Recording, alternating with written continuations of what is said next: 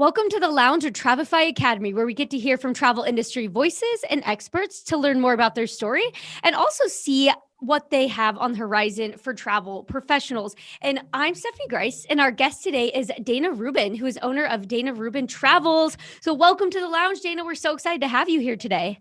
Thank you. So nice to be here. Yes, this will be so much fun. And if you listeners have been listening to previous episodes, you've seen and heard that we've been doing How I Built This series. So we just wanted to chat with other professionals in the industry and just really dig into how you got started. You know, what have you found success in, all that good stuff. And I love these conversations. And we have a really good one here today with Dana. So I'm excited, and we're excited to have you here. But just to get going here is, how did you get started in the travel industry, and just where did your inspiration for travel come from?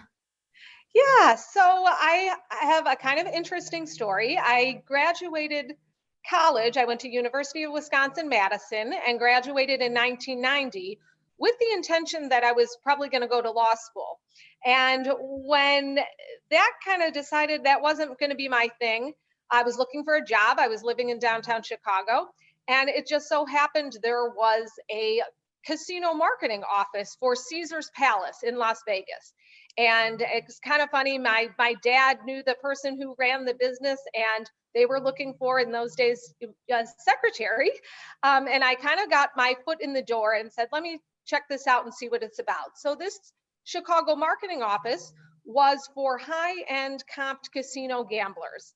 And what the Chicago marketing office would do would be set up the trips for people from Chicago or all around, send them out to Las Vegas. And it was very kind of niche specific because these were comped gamblers, and we set up everything from their flights, their rooms, their shows, their spa, everything. So I kind of just got my foot in the door that way. And then I ended up doing that for about 15 years. Working in an office in Chicago, setting up trips, kind of learning the industry, the travel industry, the casino business. And it was great, and it was exciting. And it was back in the 90s when everything was kind of neat and new. And I happened to have my mentor there who ran the office. And for the next 15 years, I was kind of her right-hand man, learned everything. We moved properties a couple times. We started with Caesar's Palace. We were working for the Golden Nugget and then MGM Grand. And every time she would kind of move properties, she took me with her. So that's how I kind of, and I did that for about 15 years. And then I just kind of kept moving up the ranks, gaining my own clients instead of assisting her.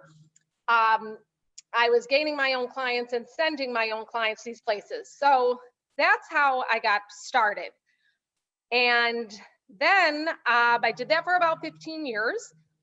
And then in 2005, you know, I kind of say back then in the 90s, there wasn't a casino on every corner. People flew to Las Vegas. You know, times had changed and casinos were opening up locally. And I just thought, let me see what else is out there. So I went and became an independent rep for, again, a bunch of casinos, but then kind of also anywhere that had gambling. So I was sending clients to the Bahamas, to Aruba, to Puerto Rico, to the Dominican Republic, and I was an independent contractor. So I was just sending them and doing that.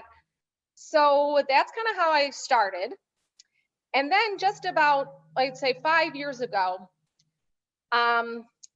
really all my clients were saying, Dana, you're so awesome and you set us up and this is great. Where else can you send us?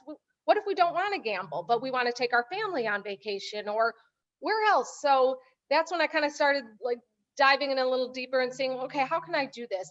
And I got my IATA number. So I was able to send clients, you know, really to anywhere. But I decided I was really liking, you know, the Atlantis, Bahamas, and sending clients to the Bahamas. I was really liking, I kind of evolved from in the casino to out at the beach. So I discovered this all-inclusive product in Mexico. So I made that my mission, you know, 5 years ago to, well, go hit the road, because I really didn't feel like I could sell a product if I didn't know it, if I didn't see it. And that's kind of where I've been for the past 5 years. I kind of, didn't really do the casino stuff anymore, but really focused on, beaches and resorts and the Mexico and the Caribbean. So that's what I've been doing now the past 5 years. And that like has blown away the casino stuff and really grown.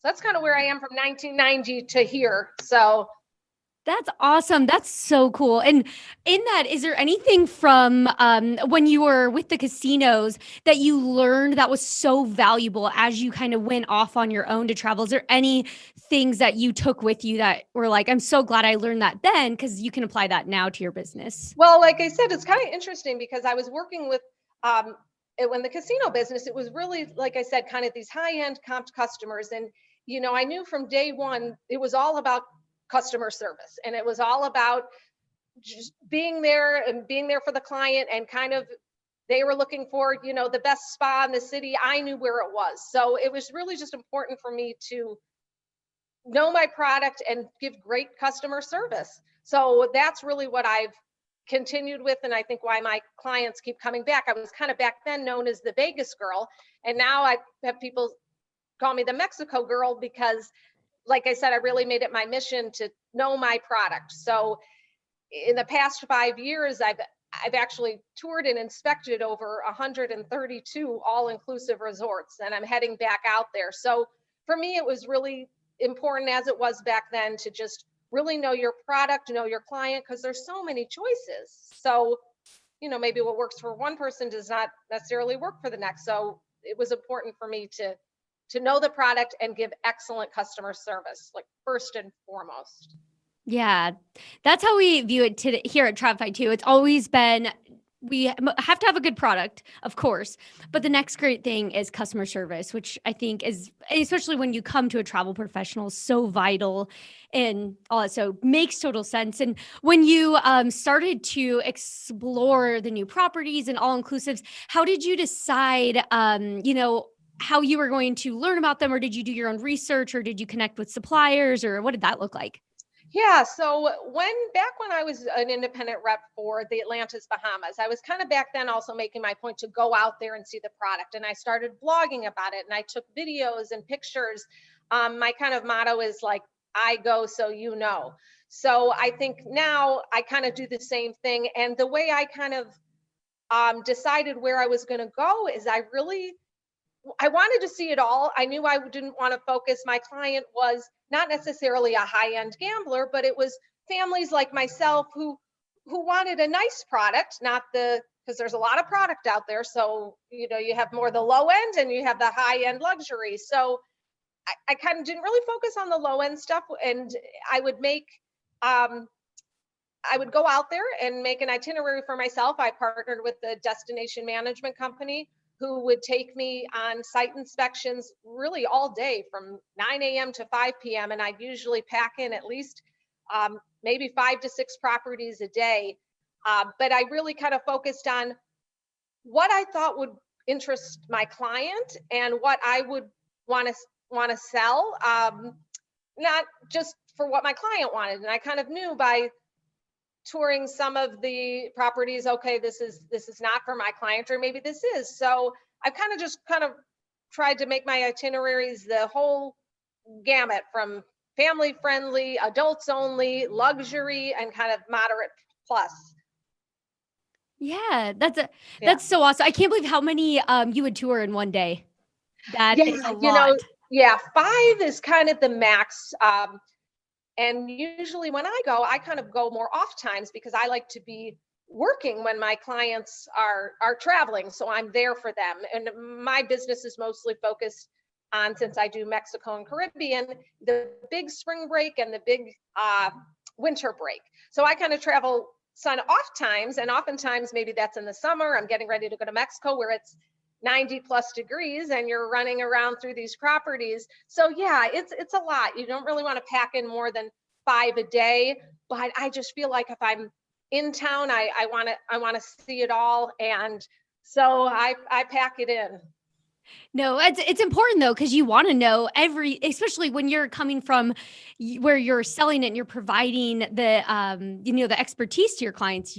you want to know all that. Yeah, I remember when we chatted a couple months ago, we had to wait to do this because you had so many people going during spring break.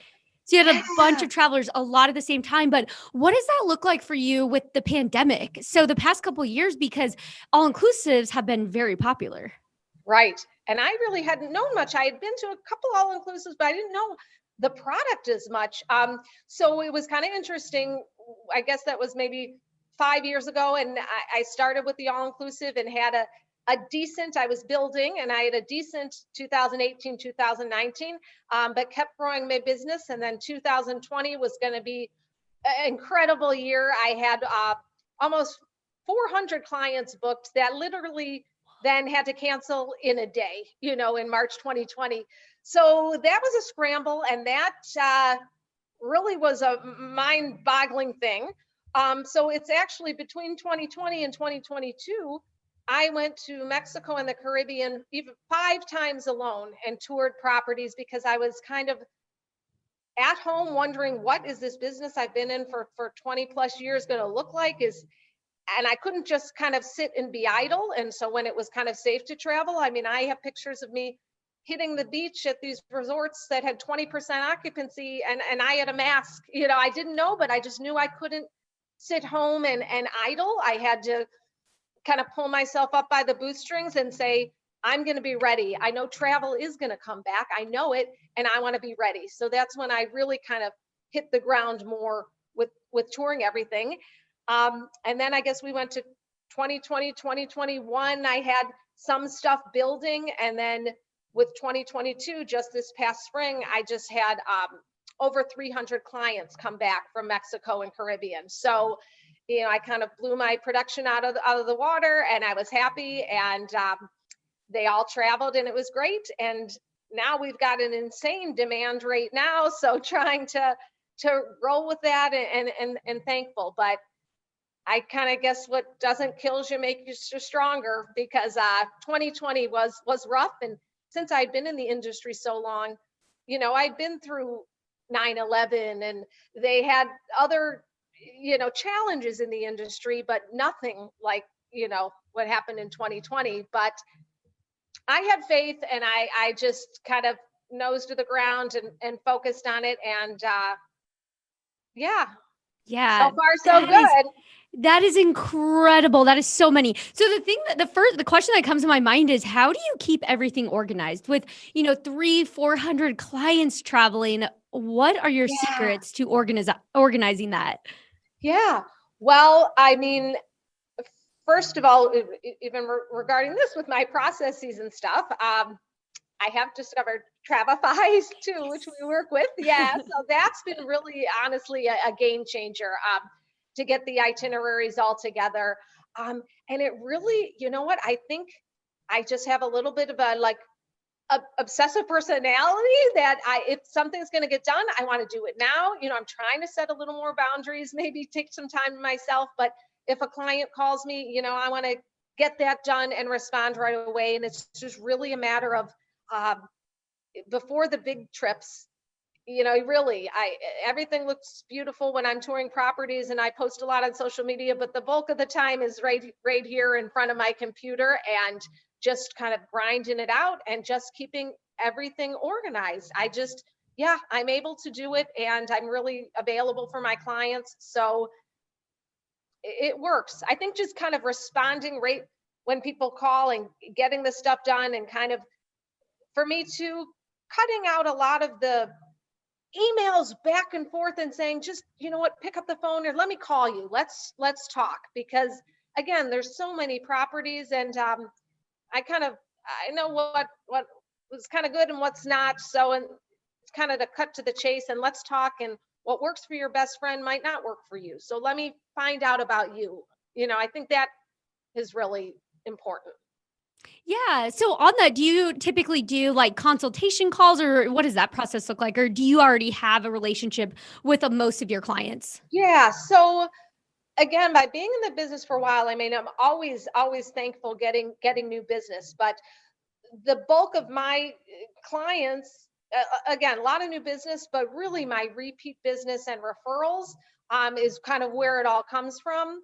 So yeah, so usually I'll start with now I've kind of been using some more forums and Travify and stuff and just trying Nice. to Oh, gather some information originally to see if we are the right fit, because I really keep my niche, very tight. I mean, if you're looking for Europe and stuff like that, I mean, I've been there, I studied abroad, but it's not my passion. So kind of narrowing down right away, where do you want to go? When do you want to go? And then let's talk. And the neat thing with my stuff, I think this really helped me and my clients, is the whole fact about how I go. So, I have over 15,000 videos in my wow. phone of room tours, spa, restaurants, pool. So that's really helped myself and my client narrow it down, because everything, looks pretty on a website. So I think my live videos, I also post a lot now on social media. And, being older, I feel like it's a little new for me, but like my Instagram stories and all that stuff really has all the property tours. So a lot of times when I'm talking to a client and I kind of hear what they want, I'm saying, let me shoot you a couple videos, a 10-second video of the room, and, you know, the pools and the kids club. And that kind of seems to really help us narrow it down pretty quickly. And, when I know the client, I kind of know, you know, after talking to them and obviously talking about their budget, because that's a big deal. Let's see what works for you and what I'd recommend. And that's been great. That's really cool. That Yeah. sounds cool. If you were a traveler and you just, you're talking to your advisor and they're sending you actual videos. That is so awesome.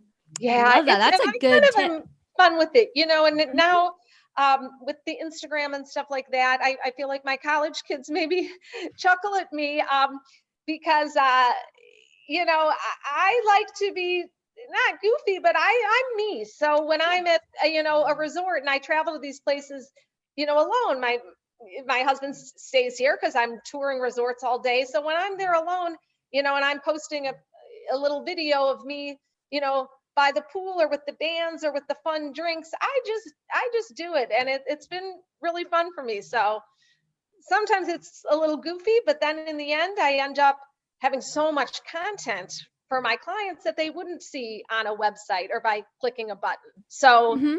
and it's fun. Yeah, you just have to be you. I've heard that from a lot of people. A lot of people who have successful businesses, it's just they all have the same thing in common when they love, using social media for their marketing is just being themselves. So that makes complete sense. And what would you say is your favorite social media platform? Do you have a favorite? Well, I do a lot of, I've always had a Facebook page, and I'm in a little bit now of a little bit of a brand transition, because my official company name when I started my business is called Dana Rubin Casino Services. So that's on my Facebook, but I'm trying kind of rebranding a little bit to Dana Rubin Travel, and that's my Instagram. So um, I had do a lot on my Facebook page, and then I do a lot on the Instagram. I really like the Instagram stories now. So I think Mhm.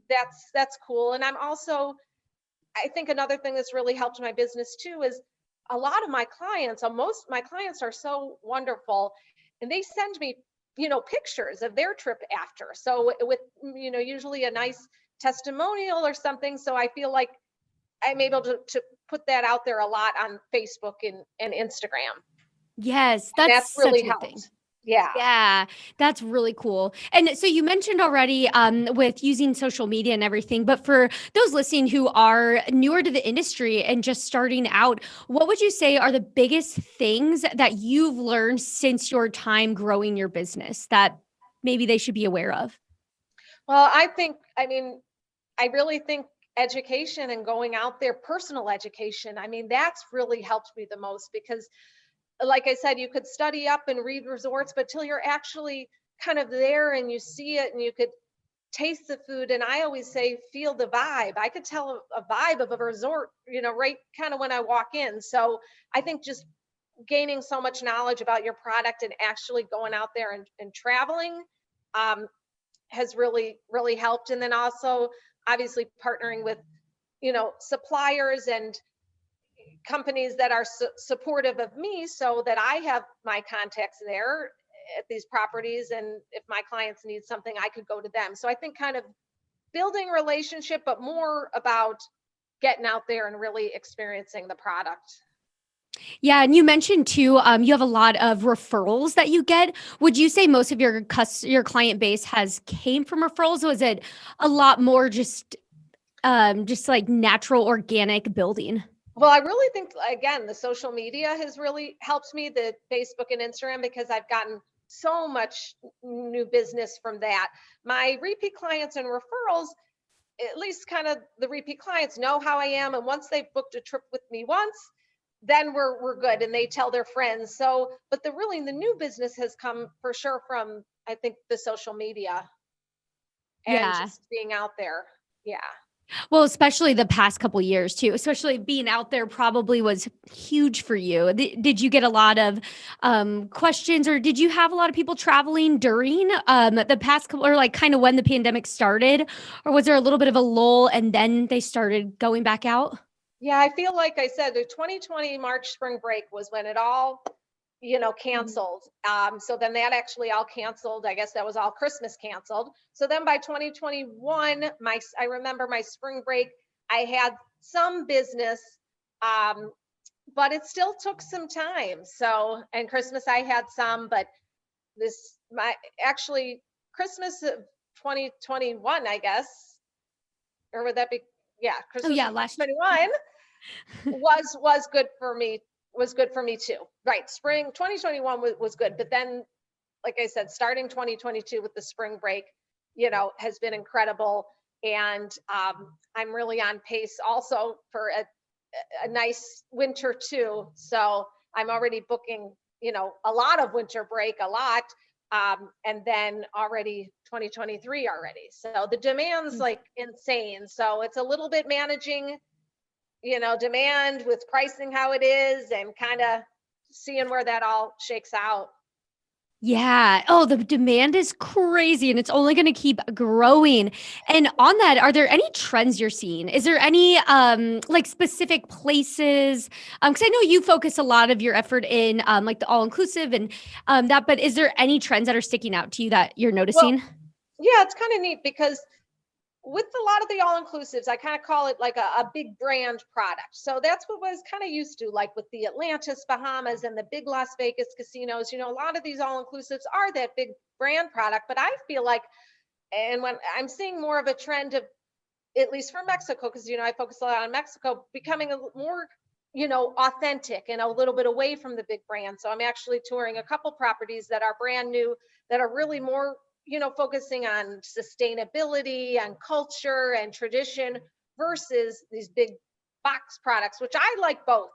But I think that's really been a trend, especially in Mexico, Cancun, Riviera Maya, Playa Mujeres, to kind of bring more culture and tradition. And it's amazing because their hospitality is great there anyway. It's, so I think that's been kind of a trend.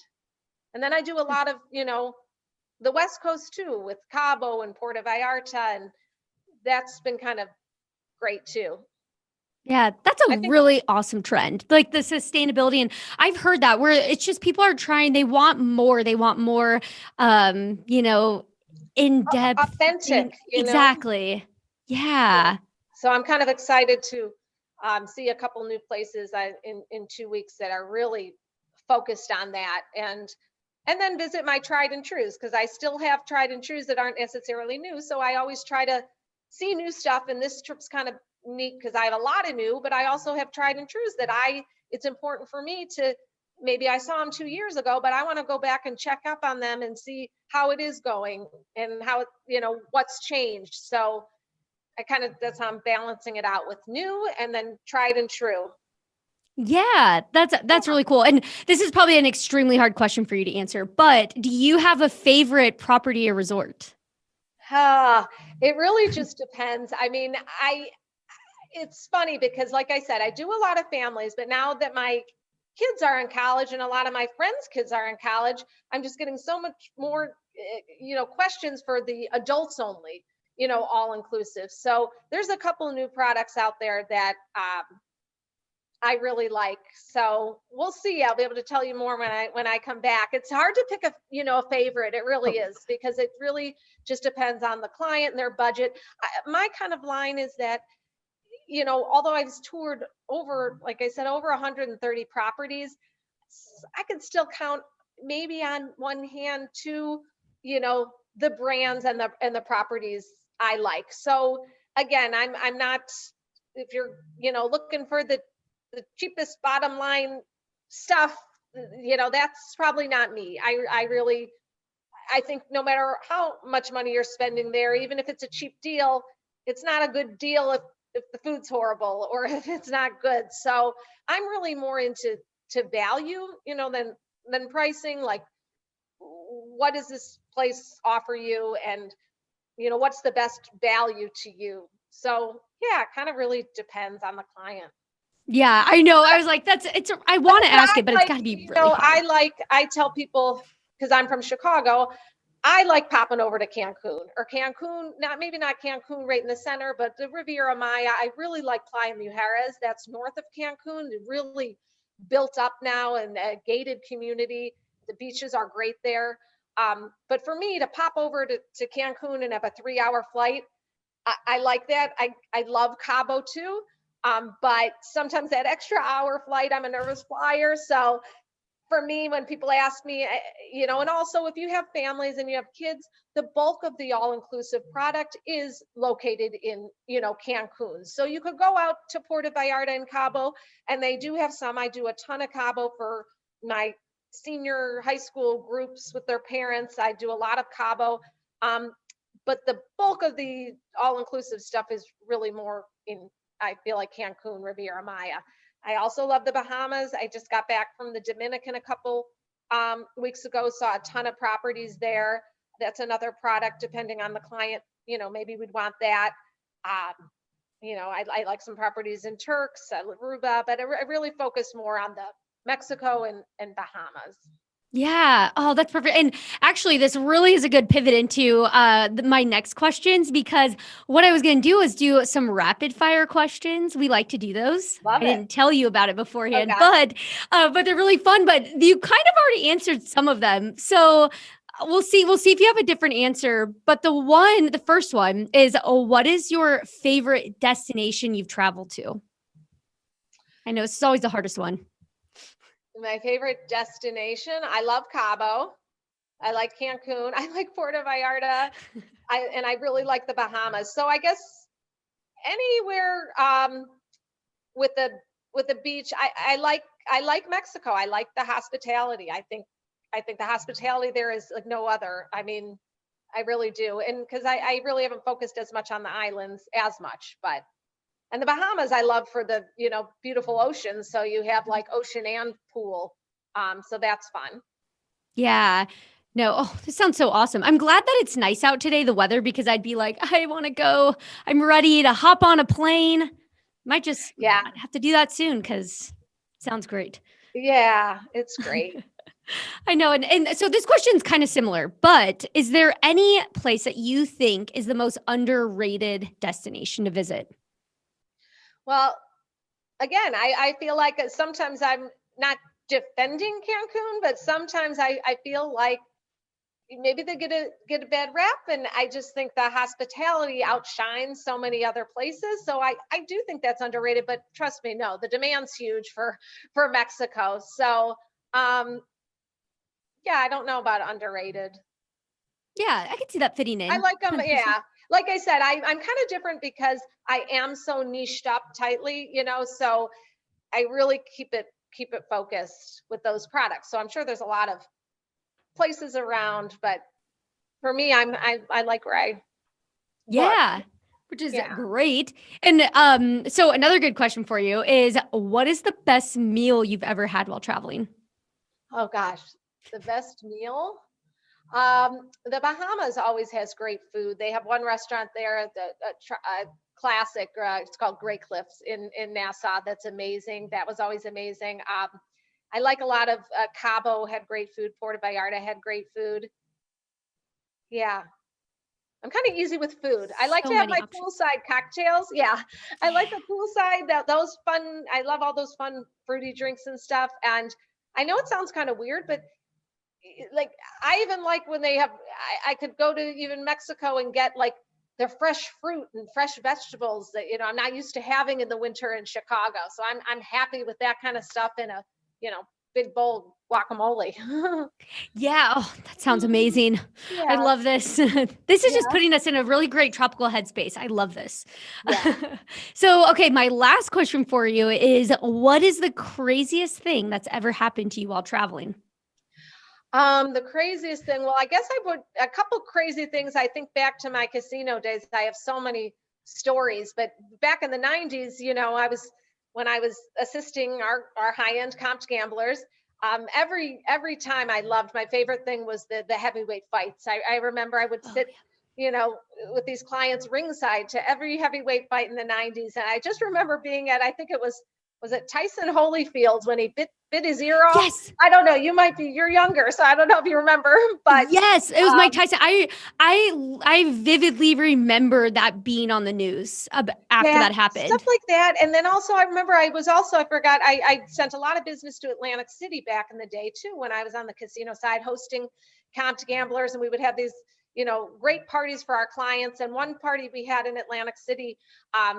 Had the cast of The Sopranos. So again, before your Oh, time, but James Gandolfini, and we were, hobnobbing with all, and I was in an elevator with James Gandolfini, and I remember I think he complimented my outfit or something, and I always remember that. So I just love the Vegas days were pretty fun because it was always a lot of celebrities and high end mansions and villas, and that's why kind of also, like I said, I do the all inclusive product. I also do a lot of high end luxury in Mexico. So, a lot of the villas and just the beautiful places I've seen. I mean, some of the places I go to, it's just unbelievable, these villas. So that's always neat. But yeah, I had a lot of fun celebrity sightings in the 90s. I remember I was watching one fight, and on one side of me back in the day, it was JFK Jr. when he was still around, and then Woody Harrelson on the other side. And then we had people all around us. And I, I was in, yeah, I went back. I remember I whoa. was one of their suites, and yeah, so I had fun days back in the 90s. And I also one little thing that sticks out to me when I go on these trips and I tour properties, it's very important to me to also do an excursion in destination. So I want to experience that. So I've taken, and again, I'm doing these alone. But I just can't. I've taken, so many catamaran rides and swimming with sharks and stingrays and all this crazy fun stuff. And that always is really something special. I like being out on a boat in Mexico and jumping into the ocean. So sometimes a lot of that stuff is a little daring, but I do it, and it's the best way to learn. And I want to be able to recommend to my clients where you go, what supplier I used, who's good, and the only way to do that is really to do it, experience it yourself. Yeah, I'm glad you brought that up because I was actually I meant to ask you about that. Is it just doing when you go to the properties, but also going and exploring the other stuff? Because I was literally thinking, because we did a cenote tour one time and we Yeah. literally just hopped in a truck of the person and we're just like, I think, like, I know this is credible, but like, this is kind of interesting. I'm Like, telling you, some of the things I do, I don't kind of think, I just kind of do it. And again, I go with reputable suppliers, so I feel good about it. But I remember I was on an excursion in the Bahamas one time. It was snorkeling or something, and we got into a rainstorm. I swear I was thinking I was going over. I mean, we were on this boat that took us back that was a little harrowing. But and same thing in the Dominican. I've also gone to Jamaica several times, and yeah, you're just kind of hopping on a bus and letting them take you where you go. And yeah, it's been fun. And I'm That's looking really forward to cool. going again soon. Yeah. Yeah, and you'll be there soon. And I lied. I have one more question for you because Yeah. I'm really curious about this because I know we have a lot of advisors who do send a lot of people to Vegas and that area. And so is there anything that has there been any changes? I mean, I know there's probably so many changes since the 90s, but is there any new trends that you're seeing or anything like Well, that like I there? said, I kind of changed my whole business, and I still have a contract with some of the casinos for my high-end gamblers, but regular business, I really, not booking there. So in terms of trends, though, I mean, I kind of have always had my pulse on it, and I love it there. But there's a couple new properties, that were just opened last year, Resorts World and all that stuff, and they're kind of getting back. I think they took such a pause during the pandemic too. And I know I've seen every show around, I've been to every restaurant there, but I'm kind of seeing, new stuff, kind of starting to reopen. So they're getting back on track. But, Vegas is always Vegas. So it's always gonna be fun. Oh yeah, absolutely. I know. Yeah. And my mom literally she just went out there and booked with travel advisor and got out there and there's so much that still people are going out there.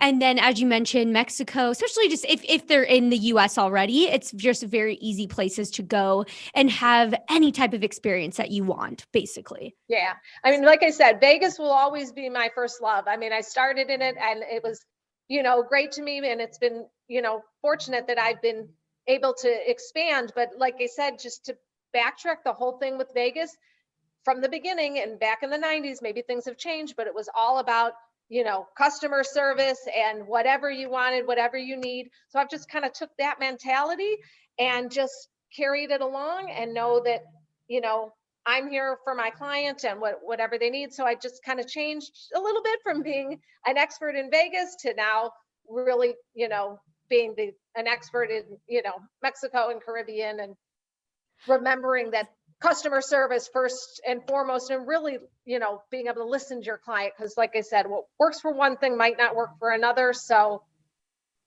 you That's have really to be cool. aware. Yeah. Yeah, I love how you've had the same foundation.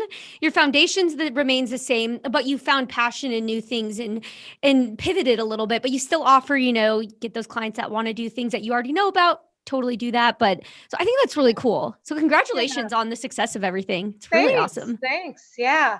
It's been, like I said, it was a crazy situation in 2020 because hadn't seen quite anything like that. But yeah, I'm really happy that I knew in my heart, I think people were wondering, is she's crazy. She's going now to Mexico during the pandemic. I thought we're not supposed to go anywhere. And I just masked up and nose to the ground. And it was, sometimes I look back and I see, oh gosh, I don't know how really I had it so good with 20% occupancy at these places. I had the resorts to myself. I got used to that, but I'm thrilled for them that, those resorts are back at 100% and good for them. And hopefully it's just a trend that's going to continue. I know. Just hope it keeps going in the right direction. And yeah, no, that is one thing I know a lot of people are saying that when it was lower occupancy, that it was just, you're not going to get an experience like that any other time. So silver lining to it. Yeah. Oh no, it was, yeah. As I say, I didn't know how good I had it. I should have brought 50 of my friends with me to have I the know. whole pool, Looking back, I know. Yeah. No, it's so cool. I feel like we could keep trying forever. I could just keep getting little nuggets out. There's just so many cool things, just so many things that you know about and have learned over the years. And so thank you so much for sharing all that with us. And thank you everyone for tuning into this episode of the Lounge with Travefy Academy. And thank you to our special guest, Dana, again, for joining us here today. And be sure to subscribe to our podcast or subscribe to our YouTube channel for all of the latest episodes. And we hope you enjoyed our conversation today and join us again. But for now, stay safe and we'll catch you on the next flight.